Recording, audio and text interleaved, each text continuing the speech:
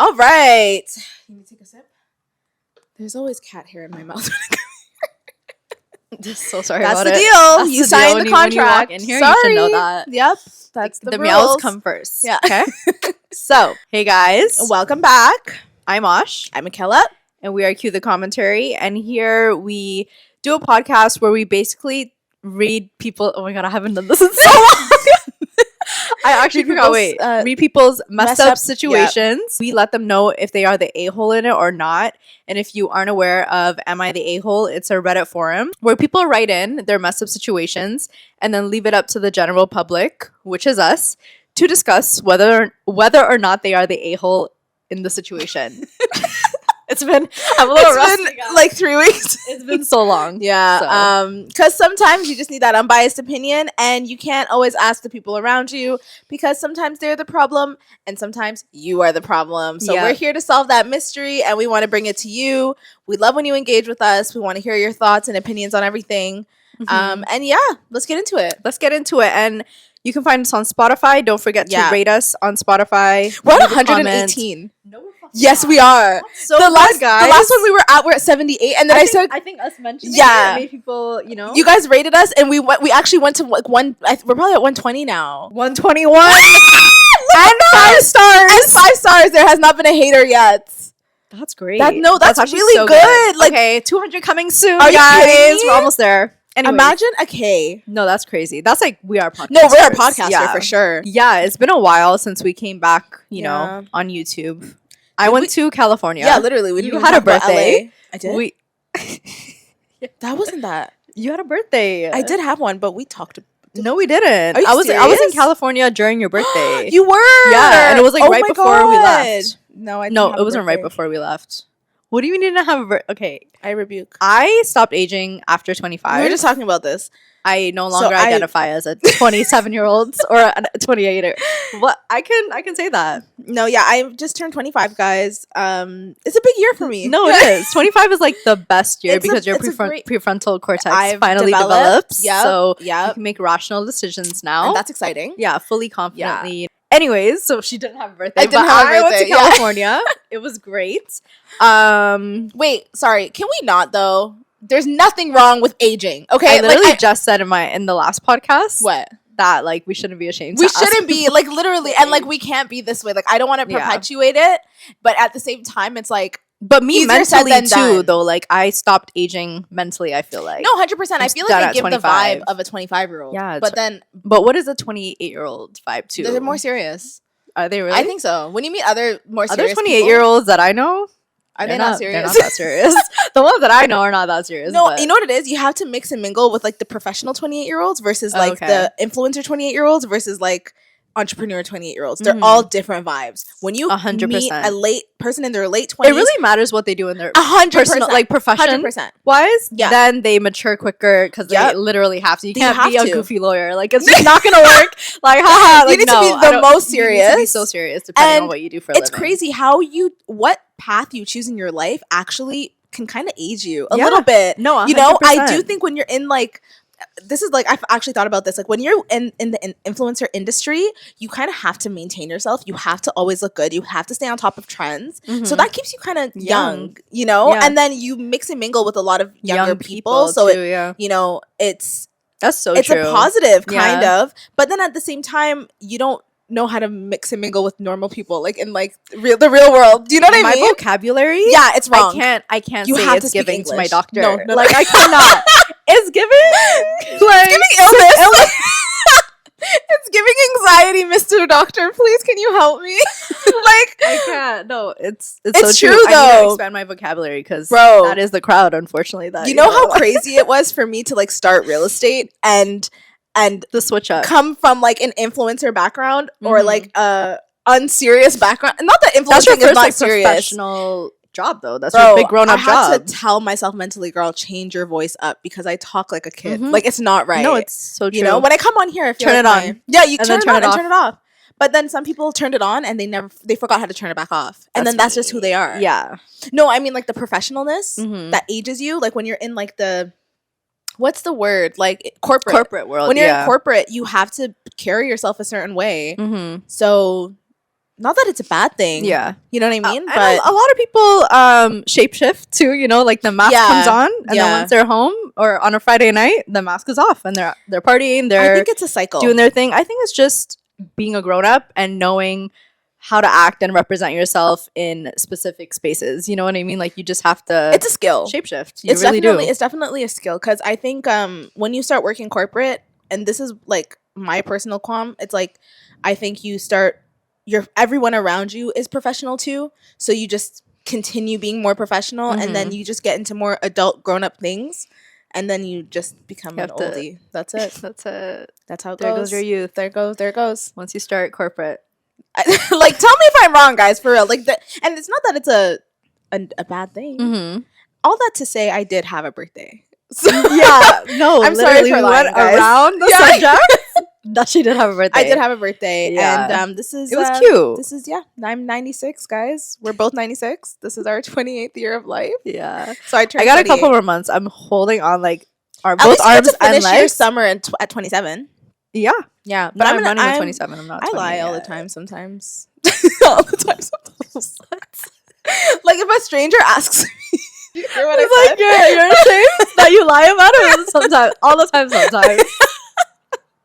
No, like one time, like this guy came up to me and I didn't even think about it. I just lied because he asked me my age, and when I told him, what did you say? I said 26. Okay, but maybe mentally you actually believed it. You know, in that moment, it's crazy. Like the way I wasn't thinking, I just said 26. Because you know how like when people get older and they literally have to be like when they're asked how old they are, they have to stop and think about it. Yeah, because it happens. I think you forget. You actually like, forget. After a while, it just becomes like a memory. It's just like, how old do I feel today? Know. You know, like it's summer. It is summer. The parties are happening. Are you ready? People are you prepared to be social? I haven't got there yet. I'm not. Even yet. With the amount of events that are being in my inbox right now, like influencer events, I'm just like, I'm gonna have to turn some of these off and down because it's just too much, you know, it's too so much for my social battery. Adjust our mindset from hibernation mode to I'm outside now. Yeah, I really have to because it's so easy to say no. Yeah, and I love it's too easy, inside. especially since you're moved out now. Bro. You're inside. Like, tell me it's not harder to like 100%. I love to be inside. The thing is, I already love to be inside at my parents' house, but being outside in my house, yeah. Why would I leave? Why would I? Because I have to leave all the time for work. And then I have to leave again for party. No, I want to sit. I want to sit down. And when you're paying rent too, I want every dollar. Yeah, I want to take in every dollar. Yeah, no, I can't, bro. It's so expensive. Like life and everything is like. Why don't I just stay in my house? I can cook. No, literally, you go outside and you spend like $100. Yeah. Literally. Yeah. So stay inside. No.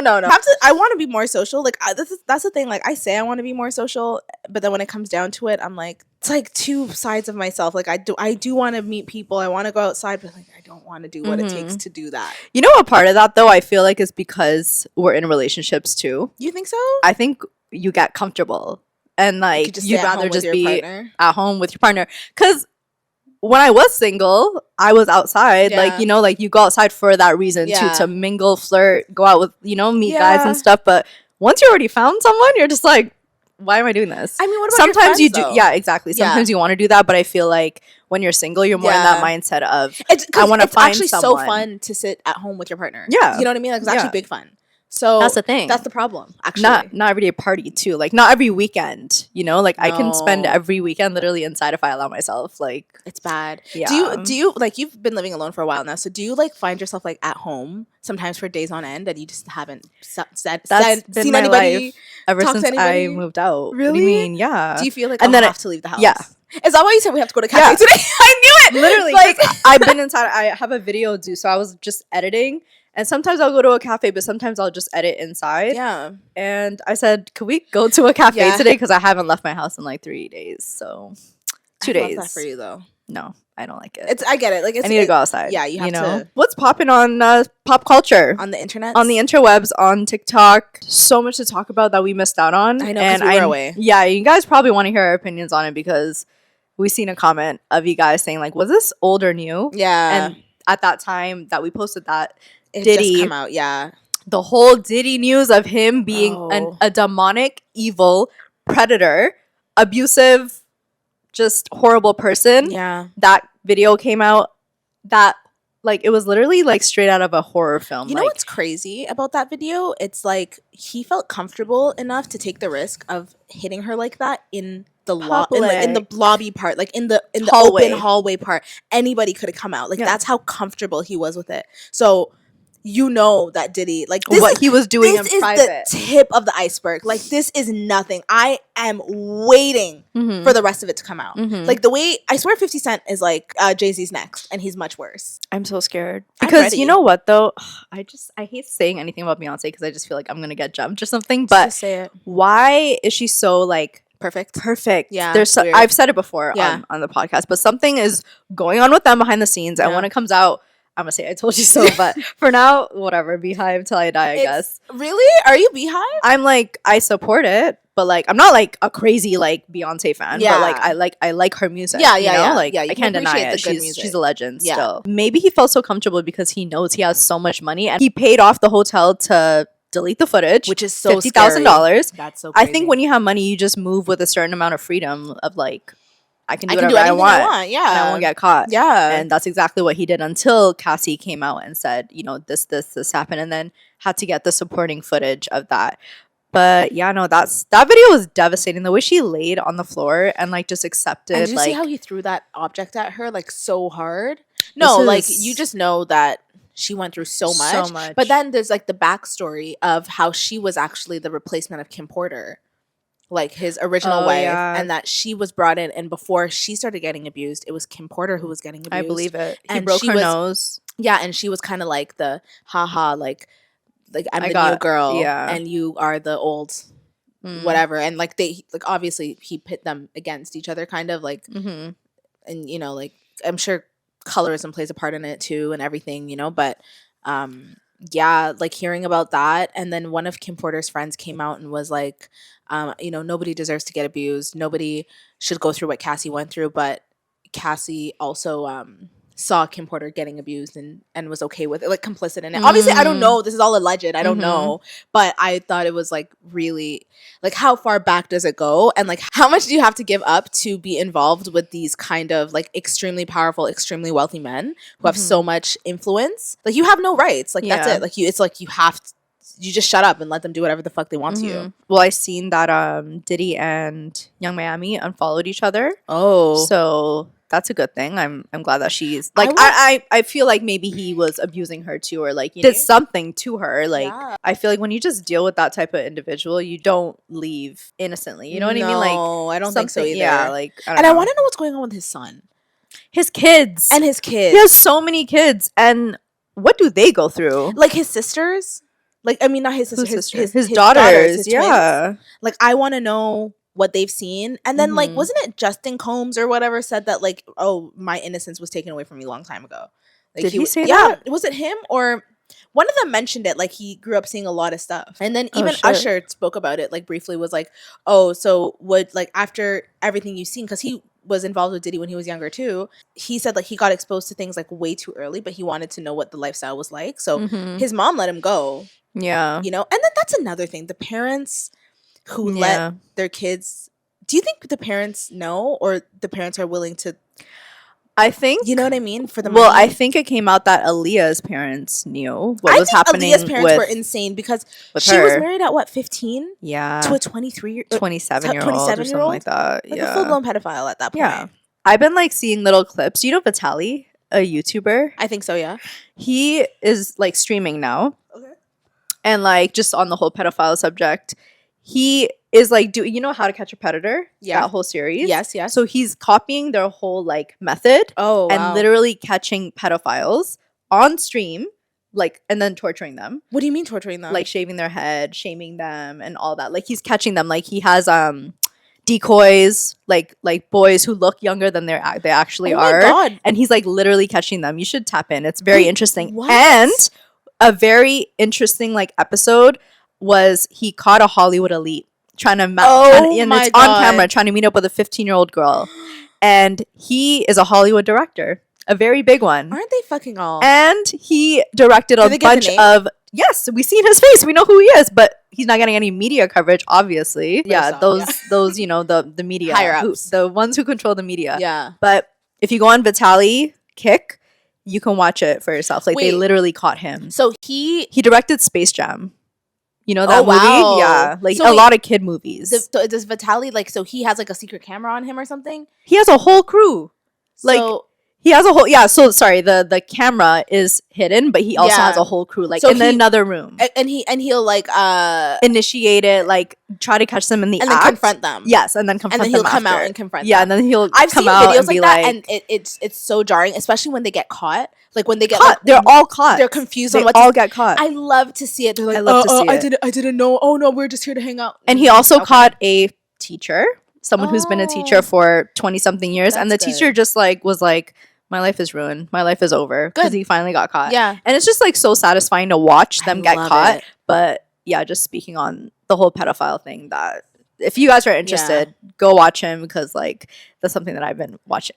They're really interesting. I just feel like the more we talk about these things, the more we'll be able to expose, like, just I feel like pedophilia is way more common than we think. That's like, exactly. You know who Myron is? Yeah. He used to work for like the FBI. Myron, the fresh and fit guy. Oh, really? So he's helping Vitaly too, because he used to catch predators as like his full-time job before he like started the podcast. Wait, not him doing something noble and good. No, he had to quit because they found out about his YouTube career. Wow. So he quit that whole thing, but he was like federal agent or something like that. Holy shit. He was like a big guy. Cool. No, yeah. And he even like has a little segment on his YouTube channel where he like breaks down cases and does all that. But he helps Vitaly with this, and he's like, they're a lot more common than you think. Like, there's probably one in your neighborhood. Like, I think more than one in your neighborhood. I really think so many men, if you give them the opportunity, or people, like, they will take it. And there's a lot of cultures in different places of the world that don't recognize pedophilia as a bad thing. Here it's a strict no. But even here, it wasn't so long ago that it really became recognized as a bad thing to be a pedophile and to act on those urges through like the law. Like when like in, and in like certain places, even in the Western world, it's not, you don't get that punished. It's very young. You don't get that punished. Like, you don't like, you're not gonna go to jail. Like, if somebody does something crazy to a kid, it doesn't kill them though, but like sexually hurts them, they'll go to jail for a bit, like, you know what I mean? But it's not life in prison. Like, it might be now, but that's a recent thing. That's not how it's always been. A lot of them that he was catching are reoffenders. So like they get caught, they go back out, have a little record for like 3 years, gets erased off their record, then they go out and do it. And what's interesting on his stream, sorry, I was like watching it, really invested. He does lie detector tests on them. Oh, wow. So he has a guy come in and do lie detector tests, asking them, were you abused as a child? A lot of them say yes, they were. And they, hurt people, get a little slap on the wrist after getting caught, and then that's exactly do it again. And it's just so, how he's like, we were catching one every day. And when he was like in Texas or whatever, he was like, there's new pedophiles every day that they catch. It's just like, it's so common. It's just so trippy to think a lot of them work with kids. That's the scariest part. Like, the Hollywood director making movies for kids, and then teachers, like, ooh, it's just so like repulsive. They're everywhere. Priests, doctors, Anyways, enough talk about that. Want to talk about Drake? What is it? Drake? I'm so tapped out. Did you not know the back and forth? What's crazy was I was in LA when Kendrick dropped They Not Like Us. Yeah. And I didn't even listen to it. Like, I didn't even, I listened to it when I came back. I was like, wow, like, you know? And like, people were like actually going out like to parties and like literally dancing to that song. Yeah. And me, a little Torontonian. Did you guys go to parties over there? I went to like a bar situation, not really a full blown party, because we were exhausted. Like, when you're doing tourist activities, and then to come home, go back out at night to do it's like so hard. It's draining, Yeah. So no, we didn't, and we were even there for Cinco de Mayo. And oh my god, because we had a 6 a.m. flight to come to Vegas. I will say though, the food that you were eating looked so good. It was a little too good. Like, I was like, wow, y'all got it. No, like, with that one. How was In-N-Out? I love In-N-Out. I crave it. I literally want to like remake it because it's so fucking good. Oh my god, that burger looked so good. And I didn't know there were so many hacks like to get the fries well done. Oh really? People like apparently really love it, and you can get peppers on the side and like I saw that, and then you put the juice. Oh, it looks so good. And the Flying Dutchman, like the grilled onion, to get 2 whole grilled onions. Did you like it? I didn't try it. Yeah, I just got the double. Good for me. Yeah. I like the regular burger. Just give me the whole burger. Yeah. Yeah. But to get what's it called? Grilled onions in it instead of raw onions. Like there's just so many things you can do to customize it. Even though they have a really like small menu. Like it's a simple menu. It's a very simple menu, but you customize it. Yeah. That's it, right? Like it's just simple, done well. Yeah. Milkshakes, like very simple. How was the milkshakes? I didn't try it. Oh my god, I really want to go and just eat over there. Yeah. What was your favorite thing that you ate? I think it was the birria tacos for sure, and also Howling Rays. If you ever get the chance, I thought because it's a southern. Good. No, it was really good. Yeah. Did I say it wasn't good? I'm talking about Raising Cane's. Oh, okay. That's not Howling Rays, girl. My bad. Howling Rays is like a southern, like Louisiana, like okay, not Louisiana, Nashville hot fried chicken place. So we have Dave's Hot Chicken. Nothing compares to like Howling Rays though, because they have 2 locations in LA, but they're a southern like company. Yeah. So like they really know how to do this shit, and it was so good. The line was like 35 minutes. So I'll wait for 35 minutes. No, for I know. I felt like the fattest, like the biggest bitch in line waiting to get my fried chicken sandwich. Like so excited. It was so worth it. So excited. Did you have fried chicken on its own? Selena got that, but I got the sandwich. I just love a sandwich, like a fried chicken sandwich, But now it was really good. If you guys want like a food tour, LA food tour video, I did a little one on my YouTube channel, but I just know there's so many more. Like when you visit cities, you have to go multiple times because every time you go, it's gonna be like different experiences. Because I just did the touristy shit, you know. I didn't really. I went to Beverly Hills. I went to Rodeo Drive. I went to the Grove. Yeah. I went to In-N-Out. It was like an eating tour. Malibu. Mostly. Oh, how was Malibu? Malibu was cold. I went when it was cold, so I didn't really get to experience like the LA heat like that. You know, it was cold in May. It was chilly. Like I was like, I need like a sweater. Like Laguna Beach was what we went on a really hot day. Okay, so that was good, but the water's cold. Did you swim? No, the water's cold. No one can. Only the people who live there can swim there because me, I'm not swimming in there. It's freezing. It's too cold. But we did see dolphins. Oh my god, no way! From the shore, you can see the dolphins. That's a little beautiful. It's so beautiful. Like the people who live in Laguna Beach, you guys are so lucky. It's so pretty. I just love how you can like beach hop. I love the California vibe. Beach to beach, and it's all like within 30 minutes of each other, you know? Really? Or less even, yeah. No, I feel like California is like, I forget how beautiful and how lovely it is over there. It's lovely. Yeah, it's just lovely, so much nature. It's so much, and it's like, I love a desert. You don't think about the desert when you're in Canada because it's just not even anywhere close to what we have. You think of mountains when you're here, right? Yeah. But the West Coast is gorgeous. It's so much nicer than the East Coast. Everything is scenic. It's so, but I mean, the East Coast is also really nice too. But like, no, you know what it is? You have to like go to like Maine or like Newfoundland or like one of those places to really appreciate it. Okay. Here it's like whatever. But in Malibu, we like drove up the little like what's it called? The winding hills, the winding roads. Everything was just so beautiful. I was like, oh my god. You want to talk about Finita?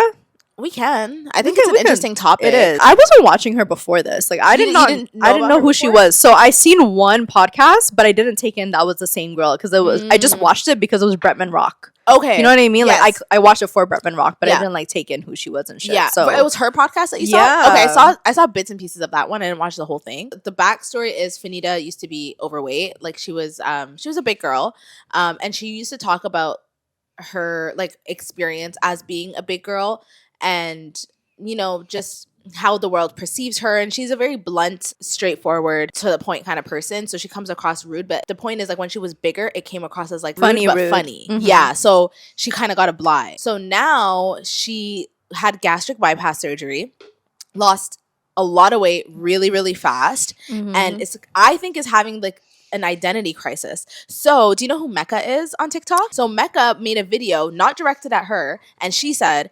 guys, just so you know, like not everyone is meant to be super skinny. Okay. Like sometimes it doesn't suit everyone. Sometimes you guys look like you have massive ginormous heads and it doesn't suit your body. Mecca, that's always the same. Point blank. Period. It is true though. It is true. Like, you know how everybody wants to be a size 0, tiny, as skinny as possible? Like it's actually not for everybody. It's not for, sometimes not for everybody. But she wasn't directing it at Finita. Why Finita thought I get that too, though, for sure.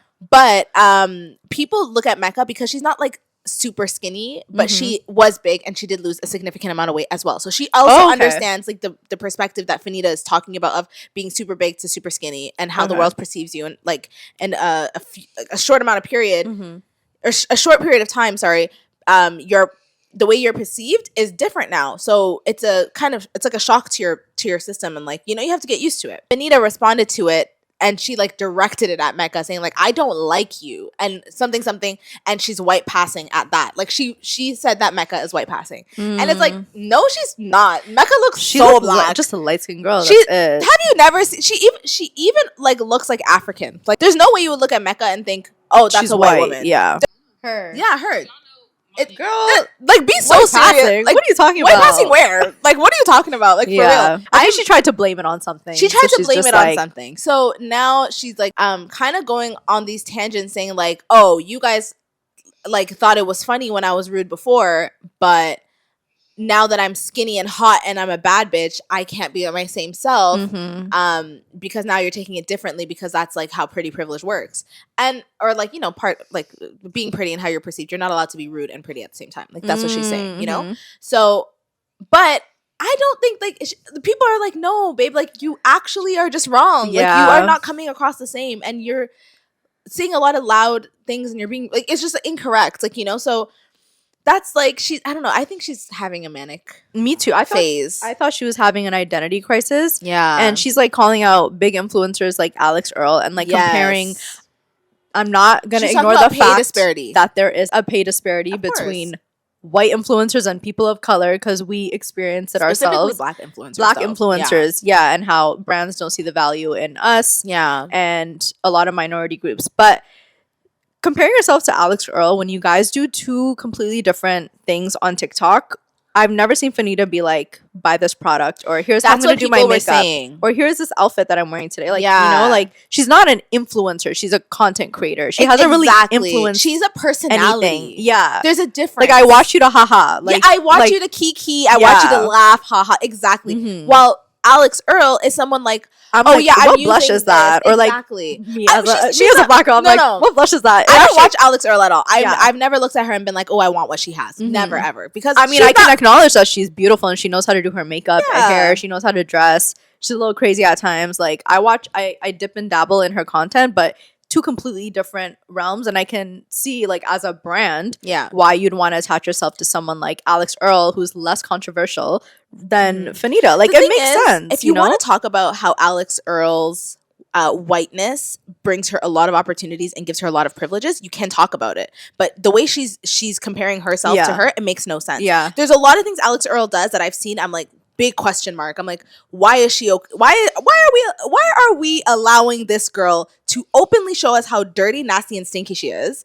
And we're like, haha, yay, let's pay her $1 million. Like, it makes no, you know what I mean? Like, if you ever saw anybody else do it, it'd be like, it would not be allowed. But they were saying, compare Alex Earl to like a Monet or like a Clark. Someone else who's, you know, a black person who's like, you know, an influencer. Literally influences. She's black, but she's not like black. Her dad is black. Her dad is black. Her mom is Puerto Rican. Yeah, but she doesn't look black. She looks Indian. She looks like Guyanese, Trini, or like, or even Dominican or something. But I'm sure that helps her too. Like, you know, like, you can't lie. Like, the racial ambiguity. The racial ambiguity helps. Like, you can't deny. She's not a black passing woman. I would never look at her and think, oh, black. You know, like, but Clark is. And Clark, do you know who Clark is? Who the hell is that? No. Look Clark up. She's like this influencer who's really giving like that girl energy. Yes. I've seen her before. So, is she from Toronto? No. Oh. So she's young. She's killing it. She's smart. She gives Monet vibes, low key, like physically. But wait, what were you saying? People compare her to Clark?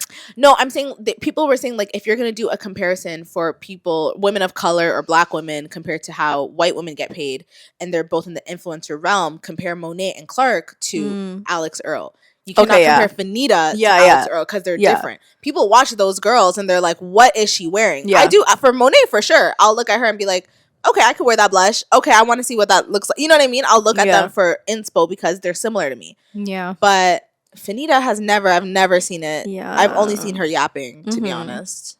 Girl, maybe if you switched up your content, then, you know. And you know what? She absolutely can, too. Exactly. She has a great opportunity here. But this victim complex is not going to help you. No. And I get it. Maybe she was a victim. She had a traumatic upbringing. She has every reason to feel angry. Yeah. But you can't, like, direct the anger at your audience. You know what I mean? Like, or your peers.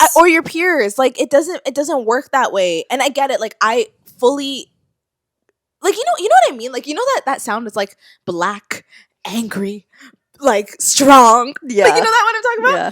That one, like, I get it. Like, me too. I'm black, angry, strong. I'm bitter. Like, there's it's all within us to be that way, but you have to fight it every single day. Yeah. You know what I mean? Because, yeah, when you're big, you see how the world treats you. Then when you lose weight in a month, like 100 more pounds, people start treating you differently. Fine, you can hate the world, but what does that bring you? TikTok has been on a rampage. All I see is going, Fanita. Yeah, stitching her videos or whatever. Yeah, saying like, crazy. Fanita, are you okay? Like, people in the comments are concerned about her. They're like, heal, girl, because she was saying some really traumatic, like, things that she's gone through traumatic. Oh, really? Yeah, like her upbringing, how she was sexually abused, and she was homeless. Like, her stepmom used to starve her. What? Like, she was saying all these things, girl, and I'm like, maybe you need to heal. I feel like we're watching her in real time spiral, like, actually, and she's like, somebody needs to take her phone away from her, because I think she needs. And she's on medication too. Like, she just got her tits done. Oh, she just got a stomach what is it called, the tummy tuck. Wow. She's on like the medication that they put you on, those painkillers.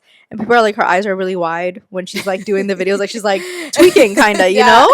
So we never know what she's really going through. Yeah. And then people are also commenting about her body. It's like the whole reason she wanted to lose weight is to probably get away from those comments and like have people perceive her body less. But because she's like showing it, it's opening doors for people to be like, You know what I mean? Like, it's not. But then it's like, who are we to say don't show your new body? Like, you know? Yeah. But at the same time, I don't know. I don't know. It's a slippery slope. Like, especially with her following of her like comedic, you know, like background and stuff, people following her. Yeah. Because they're probably jokesters too or whatever. Like, her comments are always making fun of her.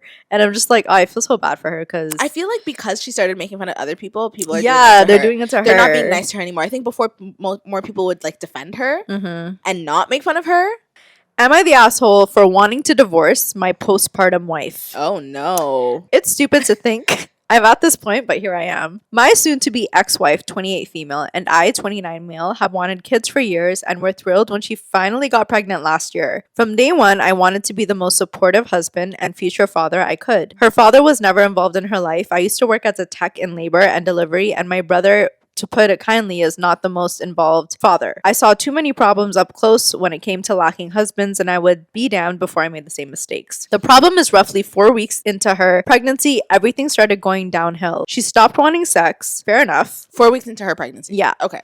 She stopped wanting sex. Fair enough. Hormones and stress can make that a problem. I went full stop. But then she didn't want any physical interaction. No cuddling, no kissing. Slowly becoming more and more distant. Her eating constantly changed, and she was terrible about it. She would demand I get her something all day, and the moment I gave it to her, she wants something else. Oh, no. Screaming at. Okay, again, hormonal issues. I get it. No problem. She never let me go to any appointments, no groups she went to. Spent more time away. Became cold and bitter. Constantly angry at me. This went on for months. Slapped me a couple times when I forgot one of her dozens of tasks she assigned me during the day. Stopped doing anything for the house a month into the pregnancy. Sure, she's pregnant. I get it. Moving around is hard, but she wouldn't even do laundry about 4 weeks in, and by 5 weeks, I did everything. I'm also the primary source of income. I barely sleep. I'm running on fumes.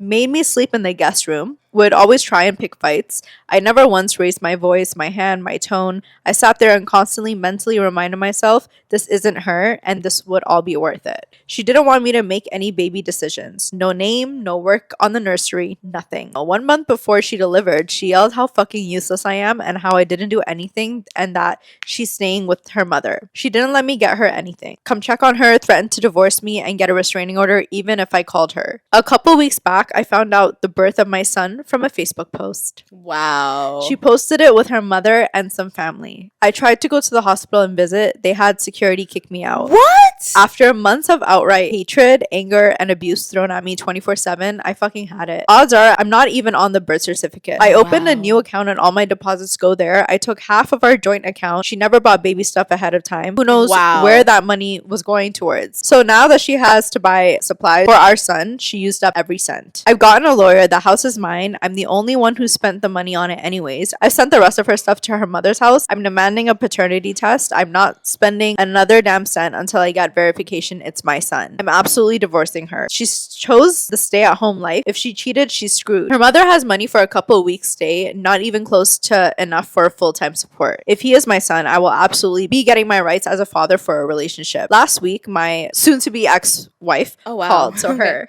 yeah, she was practically hyperventilating. She wanted to come home. She was crying on how it was all a mistake. She's not staying with her mother. She's at a friend's house. She wants to come home. She wants her son to have his father. I told her I don't fucking believe he is my son. Why would you pull this if he is? Show me a paternity test and I'll do everything I can for him and him only. She wants to meet tomorrow at a park so I can talk to her. I said sure. So I can finally say everything I should have said months ago to her face. My parents are hoping we can make up, but they absolutely understand if I won't. My brother is a deadbeat jackass, so I don't care what he has to say, but my sister thinks I should at least hear her out. So am I the asshole? Oh, I don't think you're the asshole. This sounds like I was kind of like, okay, fine, hormones, pregnancy, fine. But then she had the baby and had security remove him. Like months go by and you don't hear anything. I like, what am I doing here? Is my baby mine or not? Like I don't think that's his kid. I don't think that's his kid. Because I think someone else, the real father was at the birth site, at the hospital. That makes sense. I feel because so bad for why him. would you get security to push me out before I can even get in? What are you hiding up there? Yeah, and a post on Facebook. But she's like so evil. No, she's evil. Why would you treat someone like that and drag them along your entire pregnancy, be living comfortably under their roof? Yeah. Treat them like that, like abuse him. Yeah. If you know he's not the father, or if you know you don't want to be with him, why are you just like torturing this man? Yeah, so evil. I just want to know, like, obviously neither of us have been pregnant before, but like, is it that bad? Like, does it get that crazy? Or I would think the first trimester, but then after that, everything kind of subsides, really? Right? Like, is that what they say? I think like sickness is first trimester, but aren't the hormones for the entire time? Someone mentioned premenopausal psychosis. She needs to talk to a doctor, but sheesh, I found out that my baby was born on Facebook, I'd be absolutely flattened. Yeah. And this got a lot of likes, upvotes. I didn't know there was even such thing as premenopausal psychosis. So like before you have birth, I guess. Yeah. Bro, there are so many complications psychoses. So many the mental things and things that can go wrong when you're pregnant. Like, please, ladies, let's make very smart decisions it's not in your control though. I know, but I mean, like, who we decide to go through this for. Do you know what I mean? For sure. Yeah. Because it has to be worth it. If it's not with the man that you want. Should we talk about that? Because like when you get into it, getting pregnant for a man who doesn't love you endlessly and does not want to give you everything, every piece of his life, I don't think it's worth it. The risk associated with I know I'm old, but I watch childbirth videos and I'm like, I used to watch those. I don't know why you did that. They just pop up on my Twitter. I'm like, oh my god. Did you see that one on Twitter? Yeah, I saw that. I saw that. Like, oh my god, no. Like, it's insane. It's insane. It is absolutely insane. And then the recovery after that, bro. Oh my god, Hannah had her baby. No. Yeah, you want to see her? Congrats, Hannah. Yeah. That's so. Her name is Noelle. So cute. Newborns I can't wait till she's like chubby. Small. I know, they're so tiny. How is she doing? Like, that's the thing. Like, we're talking about pregnancies. Like, her pregnancy did not go exactly how she wanted it to go. Yeah, she went to a friend of mine had her baby recently, and so she went to the hospital because she was vomiting, and she's full term though, like, so all is fine. But she just went to go check whatever, and then they had her take a urine sample, and they're like, "Oh no, you're having the baby today. Like, you have a lot of protein in your urine, and that means preeclampsia." So they went upstairs. She was in labor for hours and hours and hours. She wasn't dilating. No, they said, "Do you want to do vaginal? Do you want to do natural? Do you want to do epidural?" She's like, "No, give me epidural." They're like, "Well, your blood pressure is high, so it's risky." The fact that there's even a chance that you may not have enough time to get the epidural, or the epidural can fail, or you can get paralyzed from the epidural. Like, that's what they were telling her. They're like, "Oh yeah, you might. You have a higher risk of that because of your symptoms right now." Preeclampsia. Yeah. So she was like, "Oh, okay. Well, yeah, I still need it. Like, I cannot. Like, I cannot do it without." And so I'll take my chances. Yeah, she took her chances. They did it, and then it still wasn't like she wasn't dilating. Nothing was happening. They're like, "I'm so sorry, we have to do emergency C-section. Like, the baby has to come out." And then she had to see, like, she did not want a C-section because it's a major fucking surgery. Yeah, and you're awake, right, while they're doing C-section. Yeah, like you're just numb, and the recovery of that. Oh my, when she called me, she was in the hospital. like in the hospital bed or whatever. But I'm like, oh my God, this is so scary. Like, and I'm like, so you felt them? Like you can hear them and feel them. Like, yeah, going in you. Oh my God. Oh she's my like, God. yep, I felt and heard everything. And you're completely awake. Damn. She's like, it's a very crazy experience. And then she was also saying, because she was in the hospital for a while. Was she like, do you think the baby was too big? Is that no, her why baby was like small? Oh, that's so odd. Her baby was like under 6 pounds.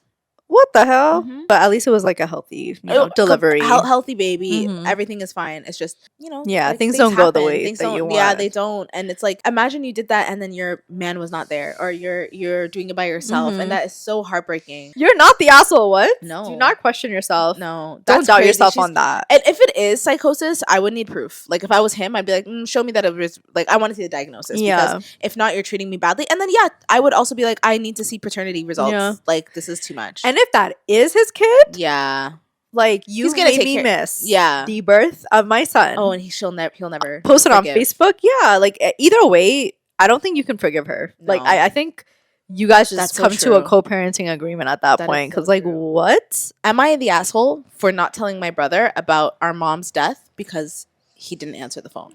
What? I, 32 female, have a brother, Max, 34 male, and 3 other siblings. His partner, Anne, is obsessed with boundaries, but she never sets them until they've apparently been broken. A big gripe was that Mom called Max too much, 2 to 3 times per week. Max never mentioned an issue to Mom, but he let Anne attack her character hugely during one of her calling out sessions. A few weeks later, before they went on a trip, he messaged the group chat. It was clearly written by her, like the message that was sent, that was clearly written by Anne, saying they didn't want to hear from us that week and that we'd be blocked if we disturbed them. It was a long and nasty message, clearly directed at Mom. She was upset, but asked us to keep the peace because Anne was intimidated last time we pushed back at her. 2 days after they left, Mom died unexpectedly. How horrible is that?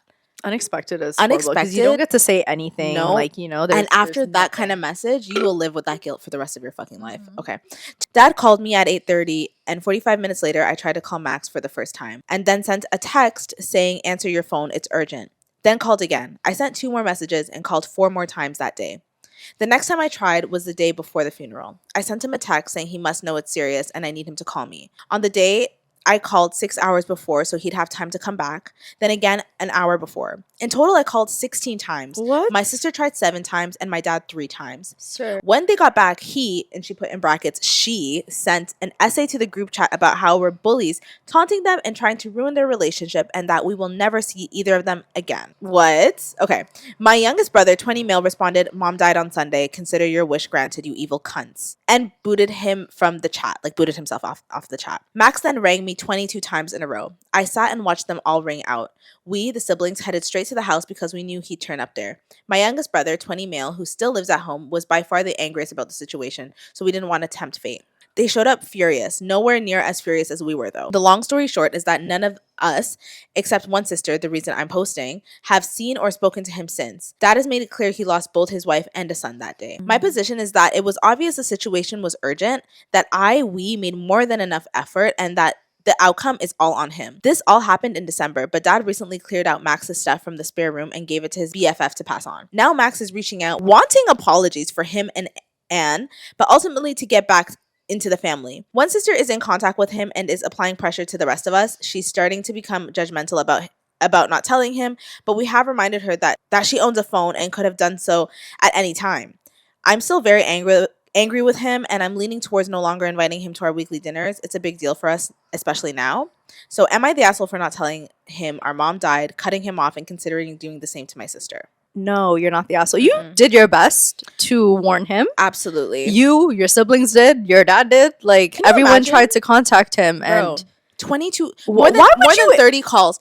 What why would you even ignore someone for that long? Like, if everyone's trying to contact you, like, it's a bell would go off in your head that something is going on. Like, if I even get a call twice from my mom or dad, I'm like, what the hell's happening? I'm literally worried. Literally stressed. I'm like, why did you call me? Because usually they call me once and leave me alone. If it's twice, emergency, something is wrong. I call them back right away. Like, if I missed a call by accident. Yeah. But it's like, why would you tell your family, like, do not contact me? Yeah. Because we want to, like, why? What if I have to contact you? What do you mean, do not contact me? Like, you know what I mean? Like, and even him, like, in the beginning, his problems with his mom and stuff, of like her calling too much or like 2 to 3 times a week. What? Yeah, she misses her son. I think he's just lacks empathy. I think honestly. he lacks empathy and also lets his woman like, you know what I mean? Like, he's not standing up for what he should be. Like, it doesn't sound like he has a backbone. Like, if she's writing the messages and she's like making the problem.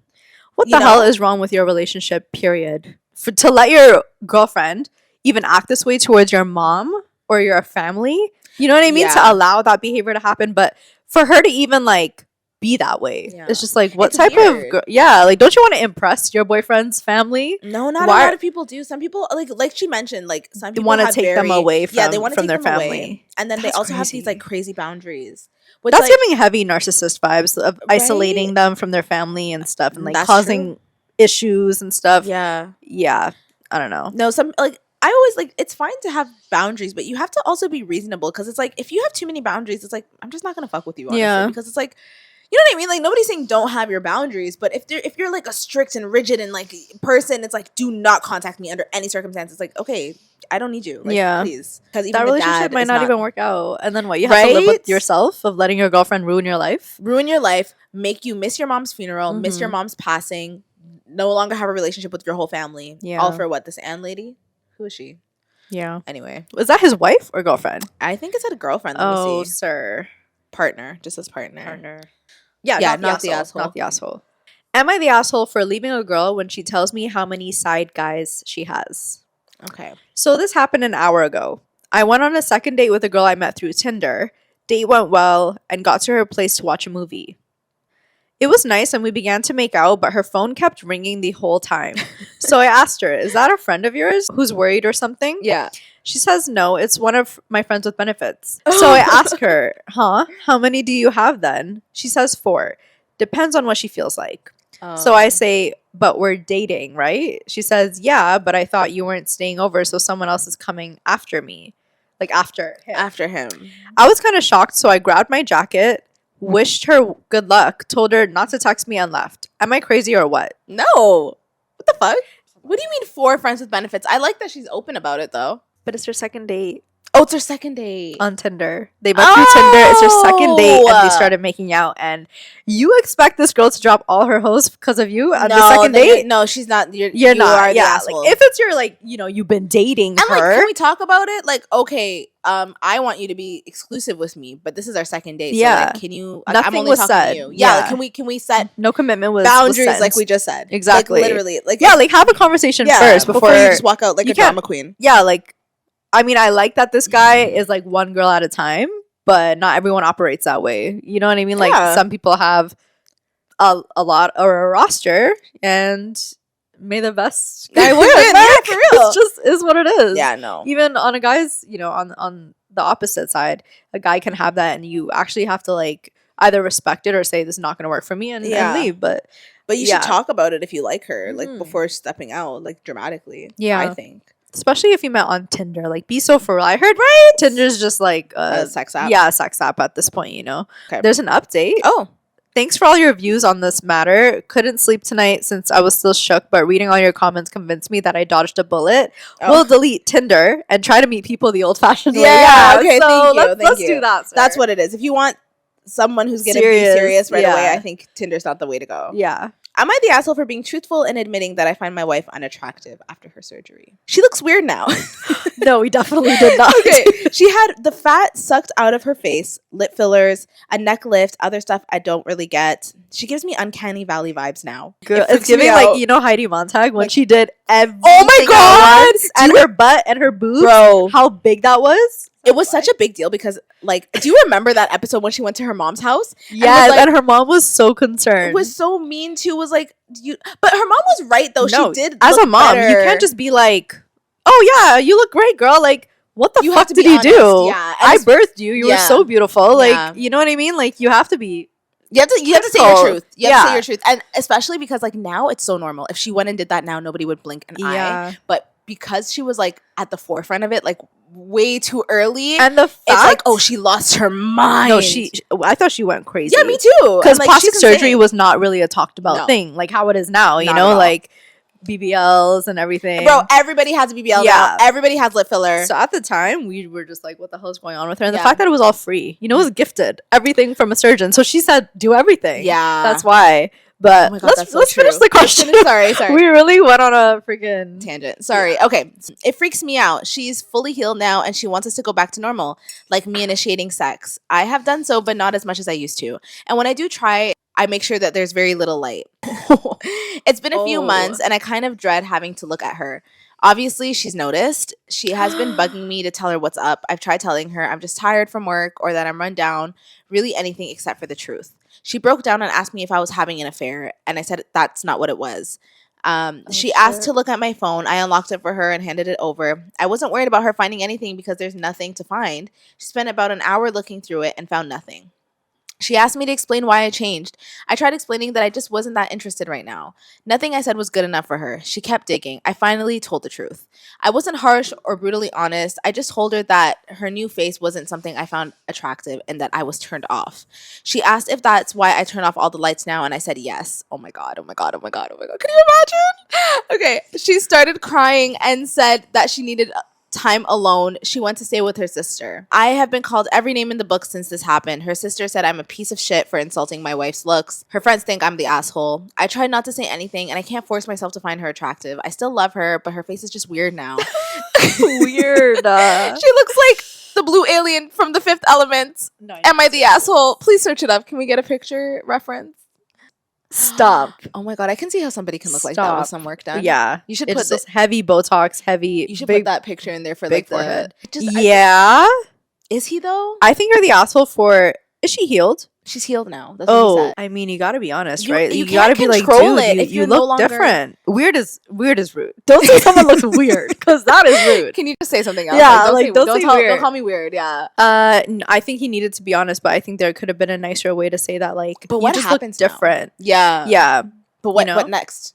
I guess they break up. Because like I'm not attracted to someone that you're not attracted to. It's crazy because it's like you can have everything else that you love in somebody, but the second there's no attraction, there's no relationship. As a man, though, like, you know what I mean? Like I feel like I feel like it's way, like appearance matters more for a woman. If a guy gains a bunch of weight or whatever, I feel like the woman will still love him the same and stuff, but I think it's in the reverse. Like if you're not how he found you, it's just like you turn, it's not. They're more visual more visual creatures, so it really is affecting him. And to have sex with the light off when you used to have it with the light on all the time. Imagine how much the thing is, women are so perceptive. Like, you would catch on to that so fast. Like, why are the lights off every single time now? Mm-hmm. Especially, like, I'm sure before, like, he probably wants the lights on, like, and now he doesn't. Like, what made her want to go and do all that? And why would you allow it? Well, he said he said he made his point clear that he doesn't accept it.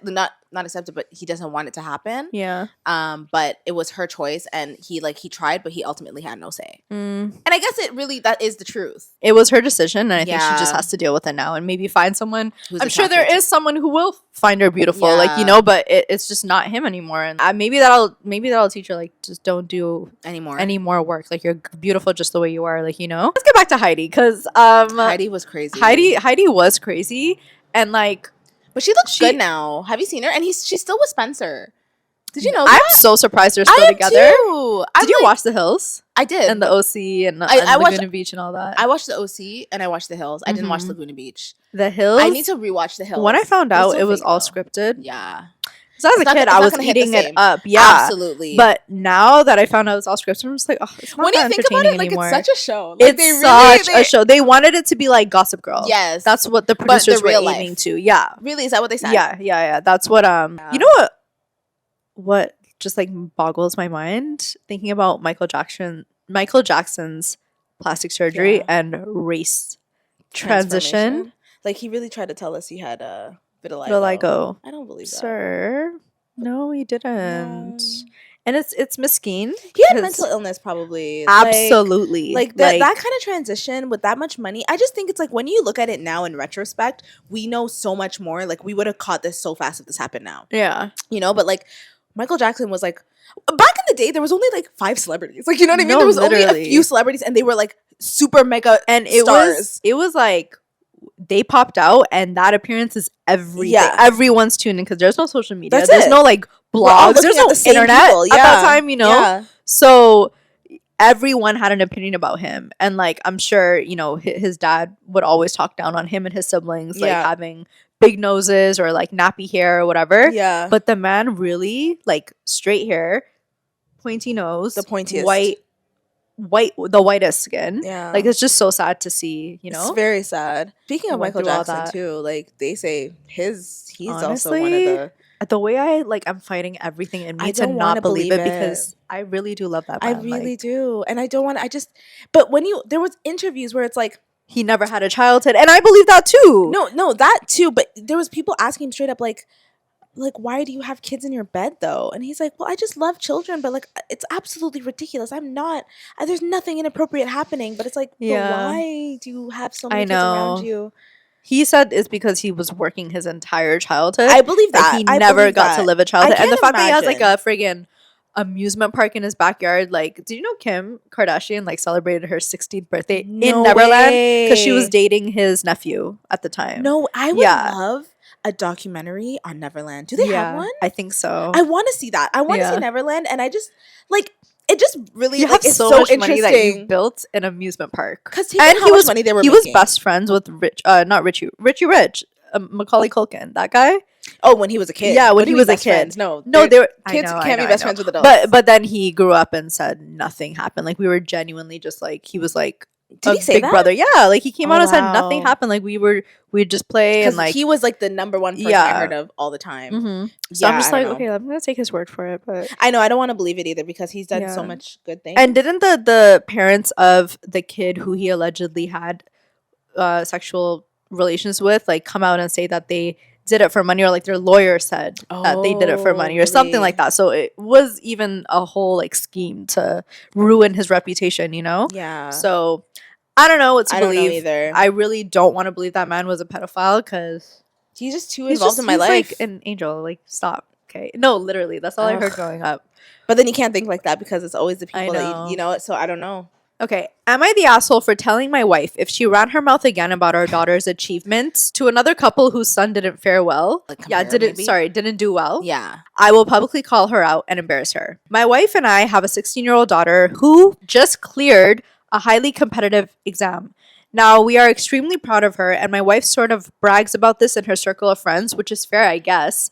No big deal. However, we do have a couple in a different social circle whose son, 16 male, couldn't clear his exam, and my wife knows. According to social etiquette and in general, you're not supposed to push your achievements in faces of those who failed. Yeah. And naturally, any discussion around this exam is a sore spot for them. Yeah. However, this didn't stop my wife from asking the mom what rank the boy got, how our daughter is undergoing university counseling to decide which college to go to, and stuff like that.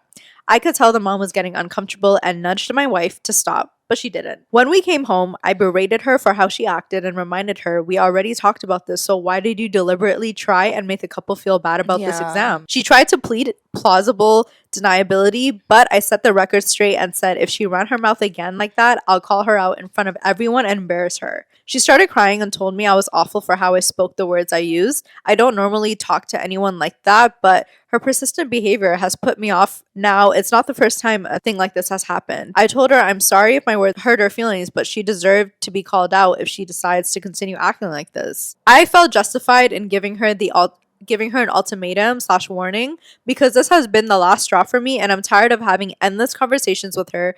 This was the only way to get through to her. So, am I the asshole? No, I don't think you're the asshole. I don't think so too. Some people are not socially aware. Yeah. Some people don't, like, they don't have any social cues.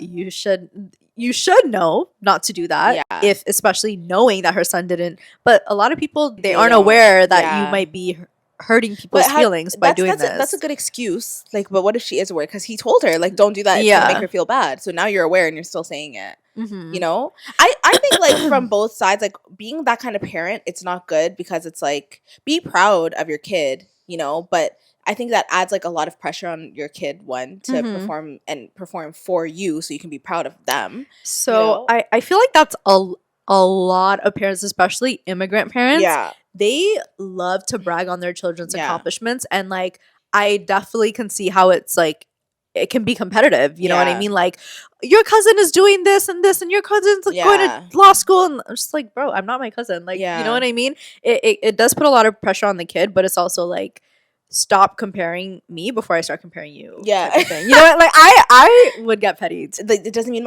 I would know my son it doesn't mean like that my son is any less. Yeah. Or anything. Like, some kids get to the same destination, but just with different paths. Like, you know what I mean? Like, doesn't mean he's not going to go to university or go to college or whatever, you know? Like, it's just like, maybe there's other reasons. There's different ways, so it's like, to get to it too. Look like, it's just tacky. Like, it's tacky. I don't think he's asshole. I think I don't think he's asshole too. Yeah, because it's a reflection on him too. Yeah, it's like, what if your husband feels the same way as you do too? You know, like, now are you hard to talk to? And maybe he's more of an empath than her, and he sees how she's feeling uncomfortable and like, bitch, stop. Like, you know. Yeah. We talk about like stage moms, like competitive. It's kind of giving stage mom. That's the thing. It's like, I'm not like, I don't think I would be sad. Another mom telling me, oh, how great her kid did would make me feel a way about my kid. Do you know what I mean?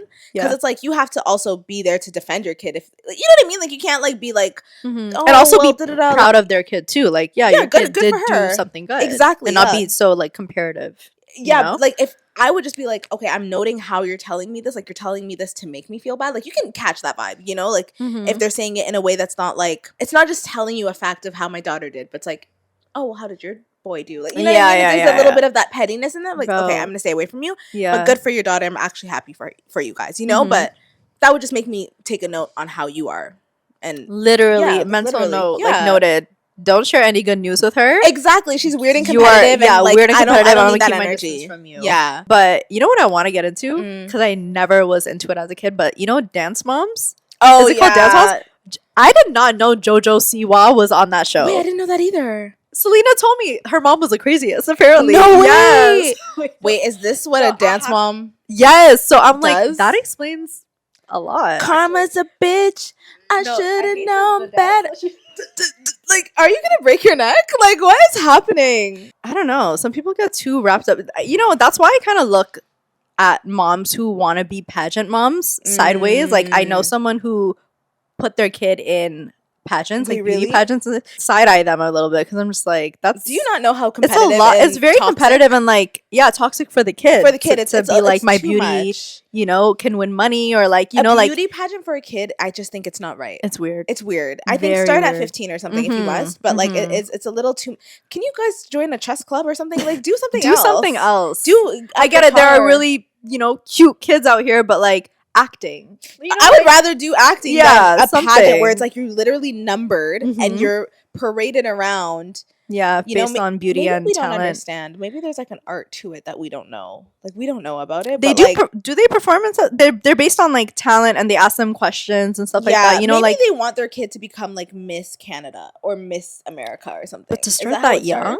Yeah, I think a lot of them start. They grow up in the pageant world. Oh shit. Yeah, so like, because you need that experience. You know, there's so many different worlds that I'm just right. That's a world I have not one clue. Like, even like cheerleading and stuff, like, it's completely like, there's a universe in America. I feel like it's way bigger than here. Oh yeah, for sure. We ain't shit. No, we ain't shit for real. We were talking about pageants. Oh, have you watched the movie? That movie with Jennifer Aniston, and it's like about a beauty pageant.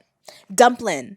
Never. Can you please watch it? It is the cutest, most heartwarming movie about pageants and about pretty much like how Jennifer Aniston, she was a beauty queen, but she had a daughter who's like chubby and like not like her at all. And like, actually, I think I've seen this years ago. When did it come out? Maybe I heard of it. Really, I definitely heard of it, movie. But I never watched it. It's a feel good movie. Like, it's a nice movie. So like, if you want to watch something like pageanty, but like with a positive spin at the end, not to ruin it for you. But am I the asshole for transferring my assets to my daughter before my marriage? Ooh. Okay. Damn. Oh no, she's smart. She's quite smart, actually. As you should. The hell? It's giving genius, actually. It's giving extremely smart. It's giving blood. It's giving forward thinker. Water, even. Yeah. Okay, so I, female 28, had my daughter, female 9, while I was still in college. I'm ashamed to admit I don't know who the dad is.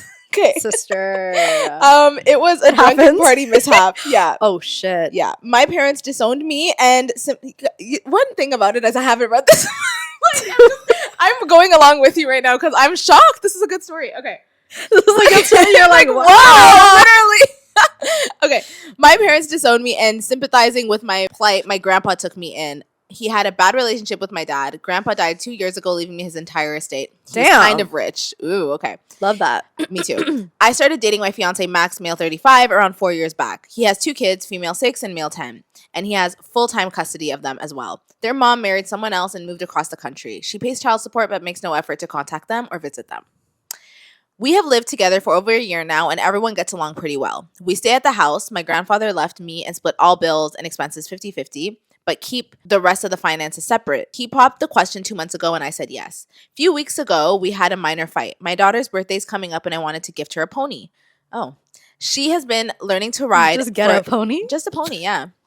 She's been learning to ride for a few years now and really wants one. When I mentioned this to Max in a passing conversation, he got mad at me. I told him I'm not taking anything out of our budget. I'm just buying it out of my money. He said then I should buy his kids ponies too and make it fair. I said, sure, let's split the expense. He told me I should buy it myself since I'm rich and it's my decision to buy my daughter a pony in the first place. That he's trying to make it equal for all kids in the household and don't have money to waste like this. I got his point, but I also felt like he would want me to make everything equal with his kids too. I get that they'll be my kids too and I should not treat them different. But I also felt like my daughter should not have to split her generational wealth. It's not mine, it's my grandpa's. And he loved her. He left it to me, believing I would pass it on to her. So I made a trust fund transferring 50% of assets I inherited into that. It has rules regarding reasons I can make withdrawals out of, like education and separate living allowances based on age, money for marriage, for house, and entire balance made available at 30. I set up another trust fund for myself, putting 30% of assets into it with yearly allowance and then to dissolve after 50, hoping to retire then. Balance 20% is mostly for the house, land, and emergency funds. I did it so whatever income I earn, I'll be able to make equally split with the kids. But inheritance will stay intact, my or my daughter's future, without having to be split or used for my stepkids. My fiance found out about this a couple days ago, saw some related papers in my drawer. He was really mad at me for cutting him and his kids out. He said if I was marrying him, he would be sharing all assets and finances, that it's not fair for me to keep 90% of my wealth just to myself and my kid when he's sharing all of his with us. I said I was sharing everything I make too, just the inheritance is kept aside. It's not bringing any inheritance into the union either. He said that's because he has none and is incredibly selfish of me not to share, to lock it away. That with this, my daughter will have a luxurious life while his kids have average lives, only since there is no way we can afford all of that for them with our income only. I said generational wealth is separate and it should go to the biological family. He called me an asshole for discriminating and depriving his kids of an equally good life. Am I the asshole? No, you're not the asshole. Yeah, your kids are already living a great life because of her, in her house. I mean, yes, you are going 50-50, but I feel like because it's a grandpa's house, maybe it's a low mortgage rate or something like that. I'm just assuming, Yeah. But yeah, I don't know. Like, obviously, it would be nice for it to be split equal, or like to even give the kids something. But if the kids grew up together, I feel like maybe she will still help them out when she's old enough and wants to, because it is, the grandpa did inherit it or want to give it to the daughter, but like that's up to the daughter ultimately. I feel like when she's older to be like, I want to share with my siblings. We all deserve a portion of this house, but I don't think you should keep pushing dad like to give me money or like, I don't know, like I'm now that I'm reading it, it is true. They are getting married. So all of her assets will become his assets. Yeah. So, I mean, if she took 50% of it and just gave it to the daughter, but then the other 50% she would share, I think that would be fair. Like, but at the same time, you're right, because it's like it isn't. I don't know. I would if I was on the dad's side and I was receiving this, like if my husband got like a huge inheritance, like we're married, and it would be different though because you're raising the kids. Like I feel like moms generally do a lot more than dads in the household. You know what I mean? Yeah. But you took your time to raise the kids too. Like you took time off work and stuff. But I guess I don't know. I'm kind of torn. I feel like it is selfish though. It is selfish because. But I think you need to be. Kids, I mean, if you divorces come and go, like marriages come and go too. That's the thing. But they're just starting their marriage, so it's kind of like a bad way to start. And his kids are young. Like they're younger than her, so like they have a whole life to live with her, and it's like, but this whole time you're only setting up your kid. Sir, why don't you set up your own kids? No, she didn't set him up. It was an inheritance. Like it was just luck. Like the grandpa's rich. I know, it has but nothing to do with working hard. But I still think that's her side of the family. I think it shouldn't be I don't think, okay, obviously it would be nice, but I don't think she needs to do that for the family, you know? Like, I feel like he should take care of his side of the family and his kids too. Like, he should be responsible for, you know, saving up, starting up trust funds or whatever for the kids. Like, stop making it like her issue, you know? Like, but then what's the point of like this union, this marriage? You know what I mean? It's like, yeah, you don't have to do anything in life. Like, you can say that about anything. I think they're still splitting things down the middle. They are with just the income she brings. So, but she's saying like their income is like very normal. Yeah, it sounds like, but she has a lot of wealth in the side, but she's refusing to share that with her brand new family that she's just starting now. Yeah, do you know what I mean? And like their kids, their babies, like 6 years old and like 10. Yeah, so they're gonna be living with her for the next 20, like, you know what I mean? There's a long time that they're still going to be a family, and it's like all that time of like, you know what I mean? Like, maybe her ideal will change, but I think that's like a really sour way to start the marriage. Like, obviously she doesn't have to do anything, but if it was me, like if my husband got like a crazy inheritance and we had separate kids and he wouldn't share that with us, I don't know why I feel like it's different for men and women. It's not though. It's not because it's like no, but you can't say that because it's like regardless, I'm still splitting everything 50-50. I'm still going to take care of your kids, but that wealth that I'm getting, I'm not giving anything to you.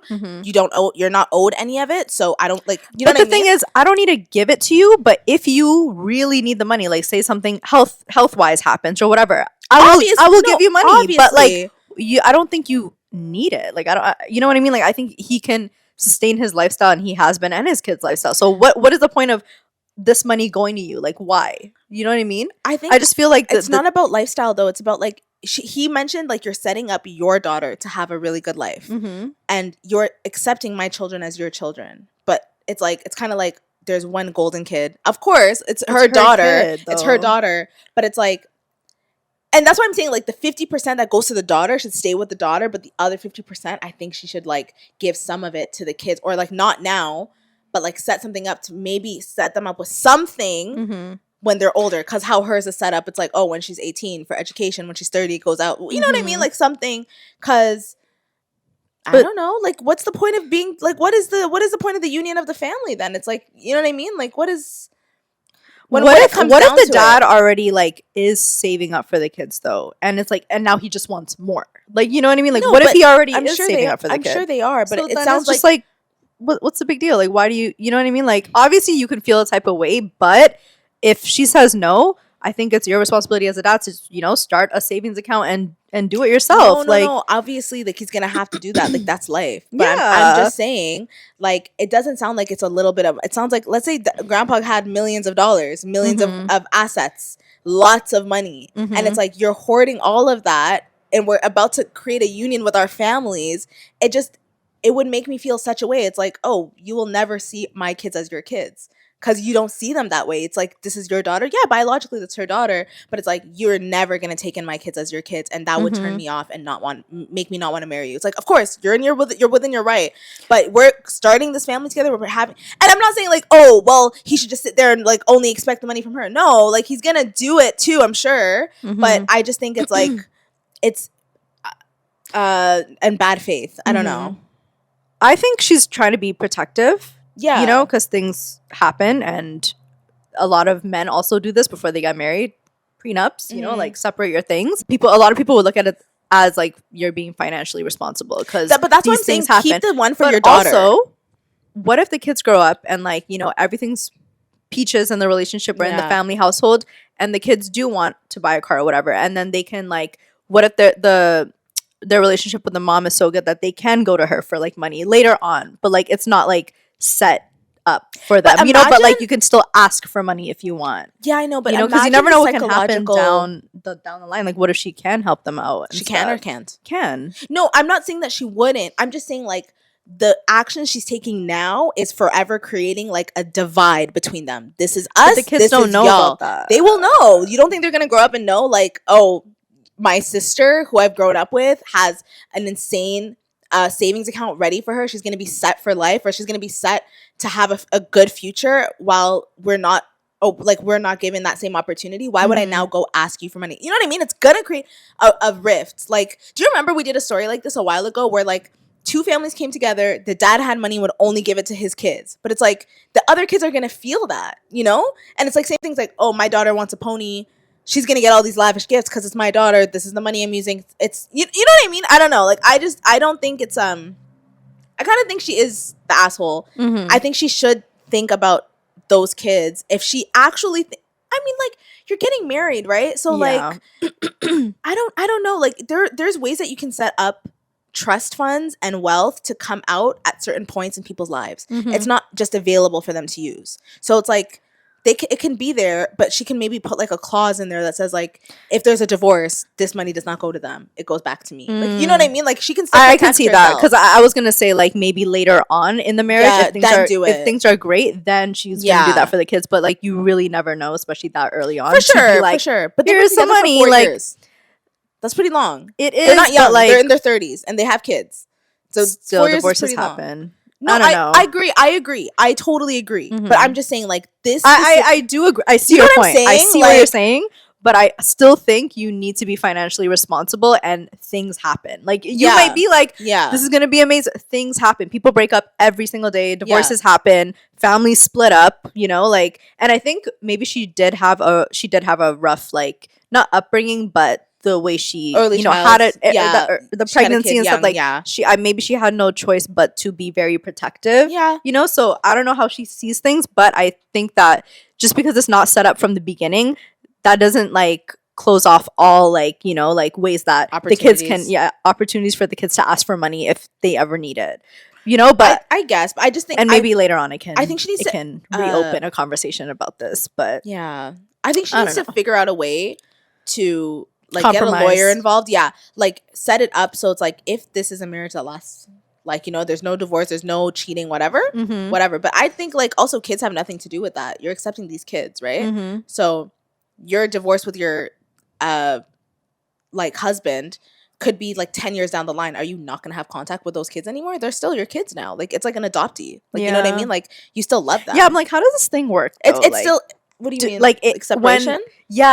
When especially the kids aren't your kids. Like, do you just like break up with them too? I don't know, actually. Know? Like, is there? I especially don't know when they're younger too. Like if they're like 10, 11, like, you know. Yeah, I don't know actually, because I'm sure there's like guardianship awarded to one of the parents. Like maybe the dad also has custody. Like maybe they share custody for both kids. Like, is that a thing? So if that's the case, then because she doesn't have a dad. The girl, the dad left, right? Yeah, she doesn't know who the dad is. Yeah, or no, doesn't know who the dad is, and then so it's like he has maybe custody. He did have custody of her. And if we're talking about her, we should also talk about him. He also might have had a hard upbringing and can sense like someone who's not for real or not willing to take them in and love them as well. Like, you know what I mean? Maybe not as willing, because he also has full custody of his kids, and it's like everyone knows it's way harder for a man to take full custody of kids. Why is that the case? Multiple kids. So it's like he has to also think of them and protect them too. It's like, oh, this woman actually maybe is not gonna really be there for us. You know what I mean? Like, so I don't know. There needs to be like a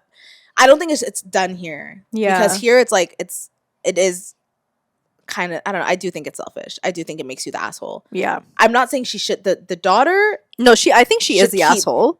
But I thought you thought she is. No, I think she is the asshole. Because like obviously in the situation from a bird's eye view, you could be like your points convince me that she is the asshole, obviously. But I still think being protective plays a huge role in this. And I think that's what is making her do this. Yeah. And you know, like I said, divorces happen. So she's obviously being an asshole, but it's just like, but you're not wrong. Sometimes you have to be an asshole. You're saying it's like selfish. Like you gotta be selfish sometimes you have to as a mother too. Yeah, I think she needs to they need to have a conversation about this, and she needs to really think of the long-term impact, because if you really think this is the love of your life now and you guys are gonna stay together for the long term, obviously anything can happen. But if you genuinely have faith in this relationship, then you need to think long term and see how this action is gonna affect you guys in the family and the dynamic long term. Yeah.